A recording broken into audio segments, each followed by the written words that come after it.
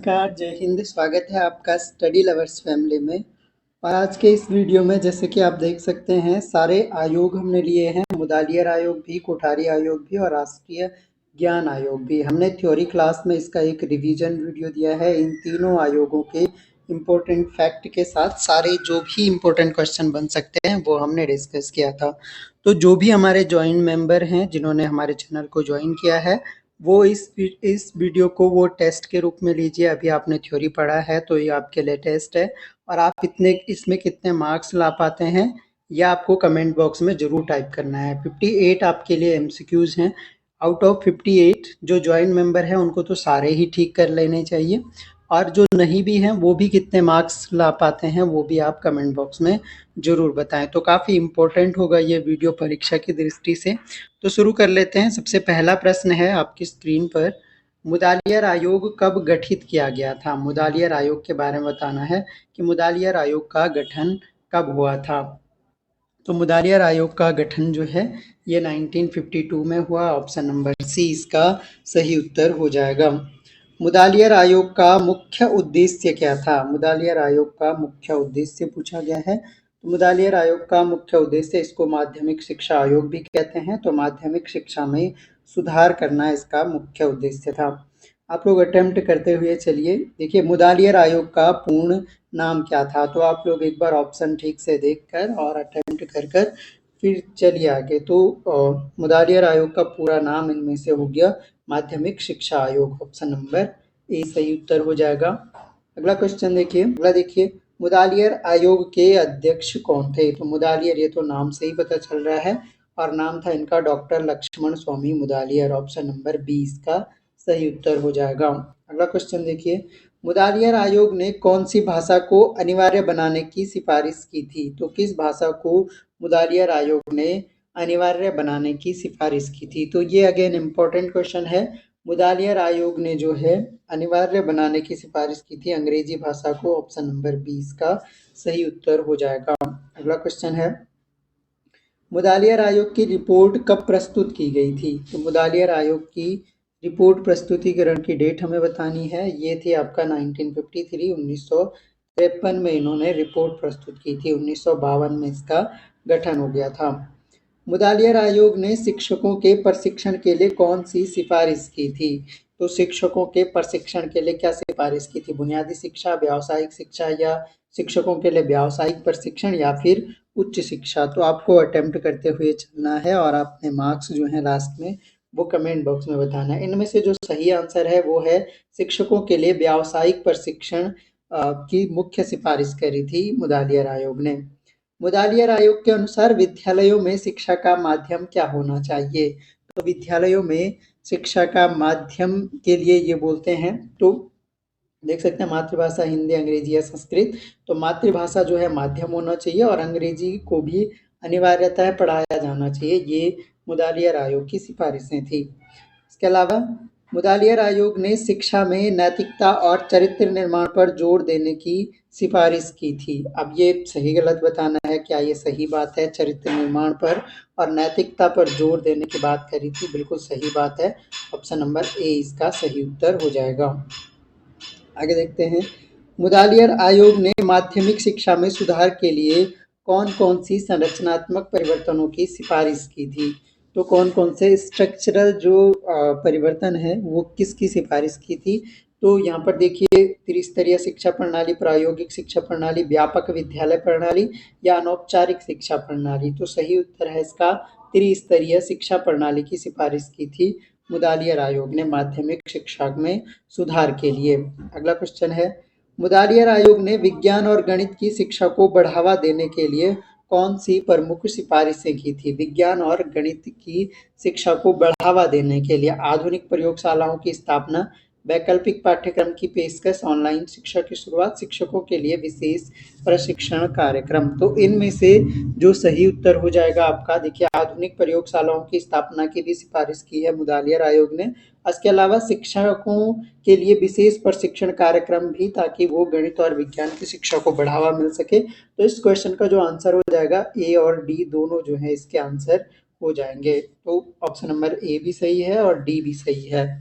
अगला क्वेश्चन देखिए, मुदालियर आयोग ने विद्यार्थियों की विविधता और आवश्यकताओं को पूरा करने के लिए कौन से शैक्षिक सिद्धांत अपनाने की सलाह दी थी? तो कौन से शैक्षिक सिद्धांत अपनाने की सलाह दी थी? नवाचार और लचीलापन, कढ़ाई और अनुशासन, एकरूपता या मानकीकरण या परीक्षण और मूल्यांकन। सही उत्तर आपका है नवाचार और लचीलापन, ऑप्शन नंबर ए। अगला क्वेश्चन देखिए, मुदालियर आयोग की सिफारिशों के अनुसार माध्यमिक विद्यालयों में खेलकूद और शारीरिक शिक्षा का महत्व क्या था? खेलकूद और शारीरिक शिक्षा का क्या महत्व था, ये पूछा गया है क्वेश्चन। ऑप्शन देख सकते हैं यहाँ पर, शारीरिक विकास के लिए आवश्यक, नैतिक और सामाजिक मूल्यों के लिए, या शिक्षा के का पूर्ण रूप से हिस्सा, प्रतियोगी परीक्षाओं के लिए तैयारी। तो सही उत्तर इसका हो जाएगा ये, शारीरिक विकास के लिए आवश्यक होता है खेलकूद और शारीरिक शिक्षा।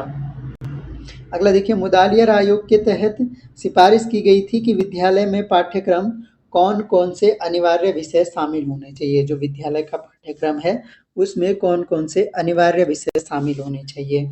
तो गणित, विज्ञान, समाजशास्त्र और मातृभाषा, या संगीत, कला, खेलकूद, धर्मशास्त्र, नैतिक शिक्षा, राजनीति शास्त्र, अर्थशास्त्र, जीव विज्ञान, रसायन विज्ञान, भौतिकी या कंप्यूटर विज्ञान।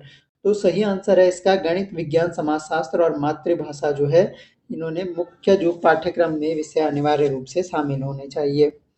अगला क्वेश्चन देखिए, मुदालियर आयोग ने शिक्षक छात्र अनुपात सुधारने के लिए कौन सी सिफारिश की थी? तो शिक्षक छात्र अनुपात के लिए जो सिफारिश की थी मुदालियर आयोग ने, वो बतानी है हमें। तो यहाँ पर देखिए, प्रति कक्षा 30 विद्यार्थियों का होना चाहिए, यानी प्रति कक्षा 30 विद्यार्थियों पर एक शिक्षक होना चाहिए। 30 विद्यार्थियों पर एक शिक्षक होना चाहिए, यही आपकी सही सिफारिश है। ऑप्शन नंबर ए इसका करेक्ट आंसर हो जाएगा। अगला क्वेश्चन देखिए, मुदालियर आयोग ने किस प्रकार की शिक्षा पद्धति को माध्यमिक शिक्षा में लागू करने की सलाह दी थी? तो किस प्रकार की शिक्षा पद्धति को माध्यमिक शिक्षा में लागू करने की सलाह दी थी मुदालियर आयोग ने? तो इन्होंने सलाह दी थी पाठ्यपुस्तक आधारित शिक्षा ये नहीं है, ऑनलाइन डिजिटल शिक्षा भी नहीं है, परीक्षा केंद्रित क्रियात्मक और अनुभवात्मक शिक्षा को लागू करने की सिफारिश की थी मुदालियर आयोग ने। मुदालियर आयोग ने विद्यालयों में कौन सी सह शैक्षिक गतिविधियों को बढ़ावा देने की सिफारिश की थी? सह शैक्षिक गतिविधियों को बढ़ावा देने की सिफारिश की थी। कौन सी सह शैक्षिक गतिविधियां होती? तो वाद विवाद और भाषण, सांस्कृतिक कार्यक्रम, सामाजिक सेवा। तो ये सभी की सिफारिश की है। तो इसमें एक ऑप्शन और होना चाहिए, ऑप्शन नंबर डी, और जिसका आंसर है उपयुक्त सभी। तो ये सभी के लिए सिफारिश दी थी मुदालियर आयोग ने, तो ये आपको ध्यान रखना है। आगे देखिए, अगला क्वेश्चन है, कोठारी आयोग कब गठित किया गया? अब कोठारी आयोग के क्वेश्चन आपको मिलेंगे। कोठारी आयोग 64-66 हमने पढ़ा है थ्योरी सेक्शन में, तो 64-66 इसका कार्यकाल है। तो गठन कब हो गया? 1964 में हो गया। अगला क्वेश्चन है, कोठारी आयोग का पूरा नाम बताना है। कोठारी आयोग का पूरा नाम देखिए, माध्यमिक शिक्षा आयोग, ये तो आपका मुदालियर आयोग हो गया। विश्वविद्यालय शिक्षा आयोग, ये आपका जो है राधा कृष्णन आयोग था। तकनीकी शिक्षा आयोग भी नहीं है। राष्ट्रीय शिक्षा आयोग जो है ये कोठारी आयोग का पूरा नाम है। तो कोठारी आयोग का पूरा नाम हो गया राष्ट्रीय शिक्षा आयोग।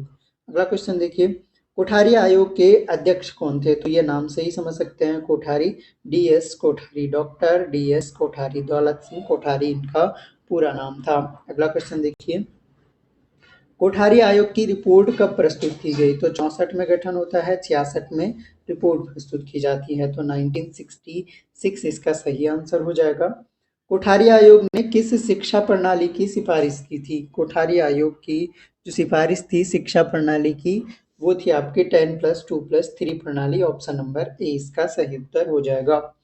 देखिए, कोठारी आयोग की प्रमुख सिफारिशों में से एक क्या थी?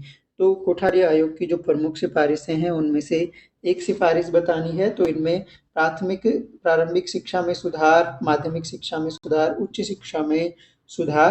तो इनमें जो प्रमुख सिफारिशों में से एक थी वो थी शिक्षा में राष्ट्रीय एकता और समानता। Option number D. अगला क्वेश्चन देखिए, कोठारी आयोग ने कौन सी भाषा को शिक्षा का माध्यम बनाने की सिफारिश की थी? तो कौन सी भाषा को शिक्षा का माध्यम बनाने की सिफारिश की थी?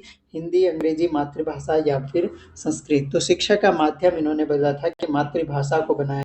कोठारी आयोग ने शिक्षकों के प्रशिक्षण के लिए कौन सी सिफारिश की थी? शिक्षकों के प्रशिक्षण के लिए कोठारी आयोग ने सिफारिश क्या की थी? तो ऑप्शन देख सकते हैं, निरंतर व्यावसायिक विकास, अंतर्राष्ट्रीय प्रशिक्षण, ऑनलाइन प्रशिक्षण या शिक्षकों के लिए न्यूनतम वेतन। सही आंसर हो जाएगा निरंतर व्यावसायिक विकास, ऑप्शन नंबर ए। अगला क्वेश्चन देखिए, कोठारी आयोग ने शिक्षा के क्षेत्र में अनुसंधान और नवाचार को बढ़ावा देने के लिए क्या सुझाव दिया? तो नवाचार को बढ़ावा देने के लिए जो सुझाव दिया है वो हमें इनमें से चुनना है।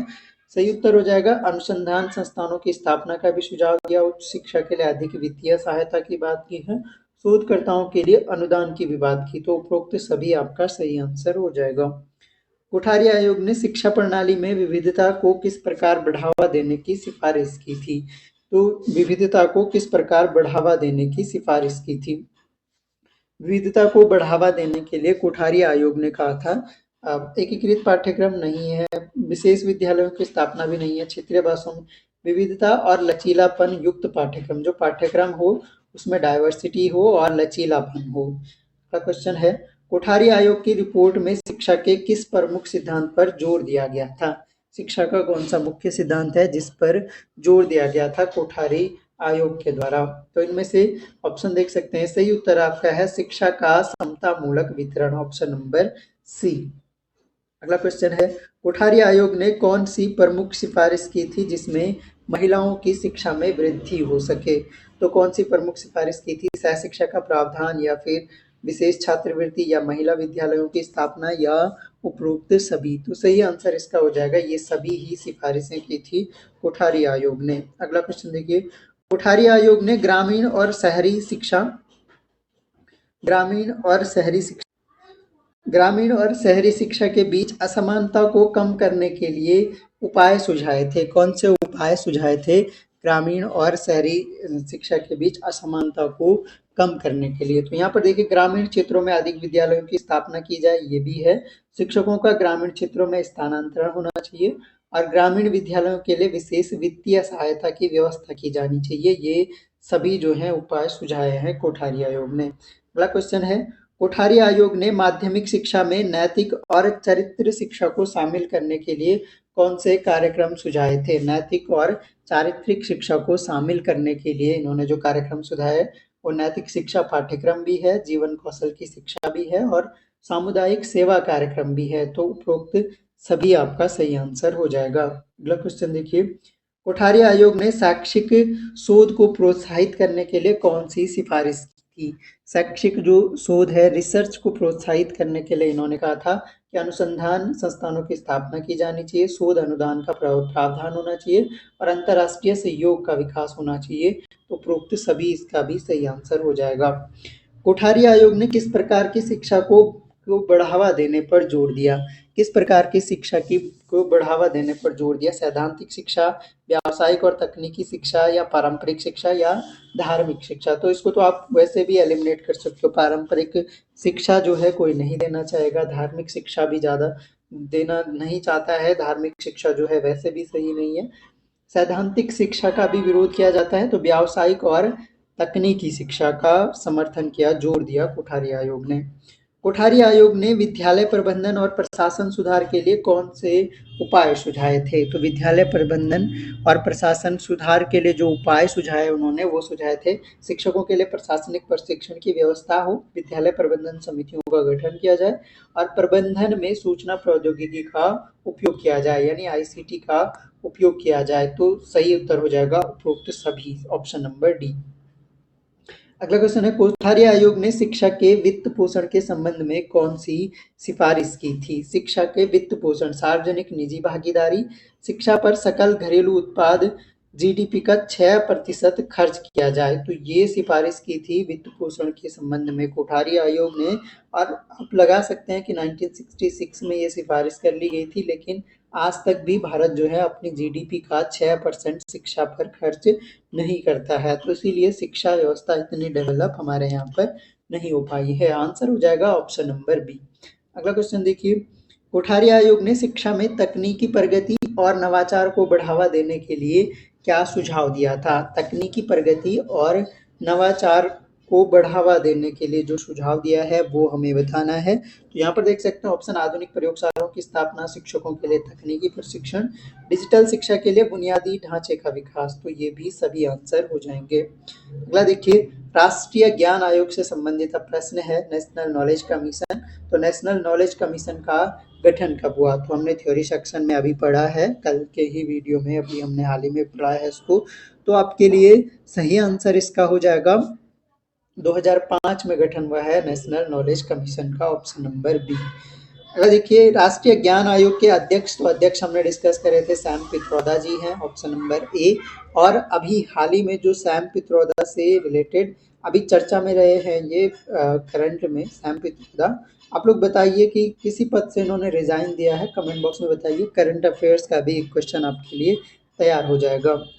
राष्ट्रीय ज्ञान आयोग का उद्देश्य क्या था? राष्ट्रीय ज्ञान आयोग का उद्देश्य हमें बताना है। तो इसका सही आंसर जो होगा, ज्ञान आयोग का प्राथमिक शिक्षा में सुधार। राष्ट्रीय ज्ञान आयोग का जो मुख्य उद्देश्य हमने पढ़ा है वो क्या है? ज्ञान आधारित समाज के निर्माण के लिए नीतियां तैयार करना। ऑप्शन नंबर बी आपका करेक्ट आंसर हो जाएगा। राष्ट्रीय ज्ञान आयोग ने उच्च शिक्षा सुधार के लिए कितनी सिफारिशें की थी? उच्च शिक्षा सुधार के लिए इन्होंने 10, 15, 20, 25 सिफारिशें की थी। 25 आपका सही आंसर हो जाएगा। इस तरह के फैक्ट आपको पूछे जा सकते हैं एग्जाम में, तो ये आपको जरूर ध्यान रखने हैं। अगला क्वेश्चन है, राष्ट्रीय ज्ञान आयोग ने किस पहल को बढ़ावा देने की सिफारिश की थी? आप जब कमेंट बॉक्स में अपने मार्क्स टाइप करोगे तो वो केवल एग्जैक्ट मार्क्स टाइप करो, तुक्के वाले मार्क्स टाइप करने की आवश्यकता नहीं है। उनसे वैसे भी आप स्वयं का मूल्यांकन ठीक से नहीं कर पाओगे। राष्ट्रीय ज्ञान आयोग ने किस पहल को बढ़ावा देने की सिफारिश की थी? तो इनमें से देखिए, digital library, open courseware, incubation centre या उपरोक्त सभी। तो इस क्वेश्चन का जो सही आंसर हो जाएगा, ये सभी की सिफारिश की थी, ऑप्शन नंबर डी। राष्ट्रीय ज्ञान आयोग ने किस क्षेत्र में शोध को बढ़ावा देने की सिफारिश की थी? तो शोध को बढ़ावा देने के लिए विज्ञान और प्रौद्योगिकी के क्षेत्र भी, सामाजिक विज्ञान, कृषि, सभी क्षेत्रों में शोध को बढ़ावा देने की बात की थी राष्ट्रीय ज्ञान आयोग ने। अगला क्वेश्चन देखिए, अगला हमारे पास है, राष्ट्रीय ज्ञान आयोग ने सूचना प्रौद्योगिकी के उपयोग के संबंध में क्या सिफारिश की थी? तो इन्होंने कहा था कि ई गवर्नेंस को बढ़ावा देना है। इसके अलावा शिक्षा में आईटी का, इंफॉर्मेशन टेक्नोलॉजी का समावेश करना है और इंटरनेट की सुलभता बढ़ाना है। तो ये सभी आपका सही आंसर हो जाएगा। अगला देखिए, राष्ट्रीय ज्ञान आयोग ने शिक्षा प्रणाली में सुधार के लिए कौन सा मॉडल सुझाया था? तो शिक्षा प्रणाली में सुधार के लिए जो इन्होंने मॉडल सुझाया था वो केंद्रीकृत नहीं है, विकेंद्रीकृत भी नहीं है, सार्वजनिक निजी भागीदारी मॉडल, यानी public private partnership model, PPP जो मॉडल है इसी को कहते हैं। ऑप्शन नंबर सी इसका सही आंसर हो जाएगा। अगला देखिए, राष्ट्रीय ज्ञान आयोग ने किस भाषा में शिक्षा को बढ़ावा देने की सिफारिश की थी? तो राष्ट्रीय ज्ञान आयोग ने केवल एक भाषा की बात नहीं की है, केवल अंग्रेजी नहीं है, केवल हिंदी नहीं है, केवल मातृभाषा भी नहीं है, बल्कि मातृभाषा और अंग्रेजी दोनों की ही बात कही है राष्ट्रीय ज्ञान आयोग ने। अगला क्वेश्चन देखिए, राष्ट्रीय ज्ञान आयोग ने किस पहल के माध्यम से ज्ञान से साझा करने पर जोर दिया है? ज्ञान को एक तरह से साझा करने पर जोर दिया है। तो इसका पुस्तकालय नेटवर्क के थ्रू कर सकते हैं, शैक्षिक संस्थानों के सहयोग से, ऑनलाइन शिक्षा मंच जैसे यूट्यूब वगैरह हो गए, इस तरह के मंच। तो उपरोक्त सभी जो है इसका आंसर हो जाएगा। अगला देखिए, राष्ट्रीय ज्ञान आयोग ने सूचना प्रौद्योगिकी के क्षेत्र में नवाचार को प्रोत्साहित करने के लिए कौन से विशिष्ट उपाय सुझाए थे? तो विशिष्ट उपाय जो है, उन्होंने कहा था कि राष्ट्रीय नवाचार संस्थान की स्थापना की जानी चाहिए, ओपन सोर्स सॉफ्टवेयर के विकास को प्रोत्साहन दिया जाना चाहिए, आईटी पार्कों का निर्माण भी किया जाना चाहिए। तो सही आंसर आपका हो जाएगा ऑप्शन नंबर डी, सभी इसका सही उत्तर हो जाएगा।